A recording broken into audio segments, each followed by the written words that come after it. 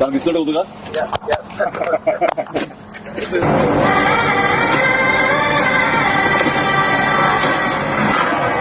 భజే వాయువేగం. మా Vicky UV creations concept తోటి Prashanth Reddy direction లో వచ్చినటువంటి భజే వాయువేగం. ఈ టైటిల్ చాలా ఇంప్రెసివ్ గా ఉంది, చాలా ఇంట్రెస్టింగ్ గా ఉంది. ఈ సినిమాలో ప్రత్యేకించి మా శిష్యుడు, మా అభిమాని కార్తికేయ హీరోగా నటిస్తున్న సినిమా ఇది. అండ్ తను నాకు ప్రత్యేకం. దానికి చాలా కారణాలు ఉన్నాయి. తను చిన్నప్పటి నుంచి నన్ను అంతగా అభిమానించే వ్యక్తి, నా అభిమాని.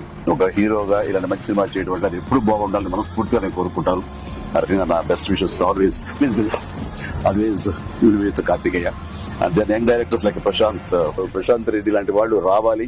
అలాంటి యంగ్స్టర్స్ ఎంతమంది కొత్త కాన్సెప్ట్స్ తో వస్తే ఈ తెలుగు ఇండస్ట్రీ అంత ఫ్రెష్ గా ముందుకు సాగుతూ ఉంటుంది. ఈ సినిమా పెద్ద విజయం కావాలి. ఎందుకంటే దీని వెనకాల నేను పూజించే నా హనుమాన్ ఉన్నాడు. ఖచ్చితంగా ఈ సినిమాకి ఆయన ఆశీస్సులతో పెద్ద విజయం సాధించాలని మనస్ఫూర్తిగా కోరుకుంటున్నాను. అండ్ టీజర్ చూసినంత వరకు నాకు అనిపించింది ఏంటంటే ఇది ఫాదర్ అండ్ సన్ మధ్య ఉండే ఒక చక్కటి రిలేషన్, ప్లస్ యాక్షన్ కూడా చాలా బాగుంది. ఇంత మించి నాకు స్టోరీ కొంచెం తెలిసినా సరే ఎక్కువ లీక్ చేయదలుచుకోలేదు, చెప్పదలుచుకోలేదు.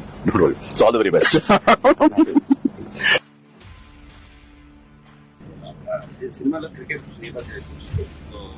మీరు ఎప్పుడన్నా సరదాగా క్రికెట్ చిన్నప్పుడు? నేను కెప్టెన్ గా సచిన్ టెండూల్కర్ నా నెక్స్ట్ అది గుర్తుంది సార్, ఆ మ్యాచ్ చూసాము. చేశాడు. అది విన్నర్. ఆ మ్యాచ్ చూశారు చాలా మంది. అది చూసేది మాత్రాన, అది నేను పార్టిసిపేట్ చేస్తే మాత్రాన నాకు బ్యాట్ పట్టుకోవడం వచ్చు, బాల్ ఎరగొట్టవచ్చు అనే మనం అనుకోదు. నాకు అస్సలు క్రికెట్ రాదు. క్రికెట్ మీద ఇంట్రెస్ట్ కూడా అంత మాత్రమే. అంటే దానికి కారణం ఏంటంటే చిన్నప్పుడు బ్యాట్ తీసుకుని నేను కొట్టాలని చూశాను. వాడెవడో ఎన్నుకొట్టాడు నా బొట్టనే. ఇప్పటిగా ఇంజరీ ఉంది ఇట్లాగా చూడిస్తాడు. అప్పటి మళ్ళీ బ్యాట్ పట్టుకోదలుచుకోలేదు, ముట్టుకోదలుచుకోలేదు ఆ భయంతో.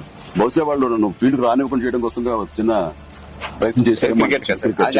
8th 9th class 10th class అప్పుడు మళ్ళీ ఇప్పుడు బ్యాట్ అలా సచిన్ మీ కెప్టెన్సీ ఆడేవాడు కాదు కదా? ఏదో మనం రాసి పెట్టింది అంటే ఇప్పుడు ప్రొడ్యూసర్ డైరెక్ట్ నాతో ఆడుకుంటారు. అది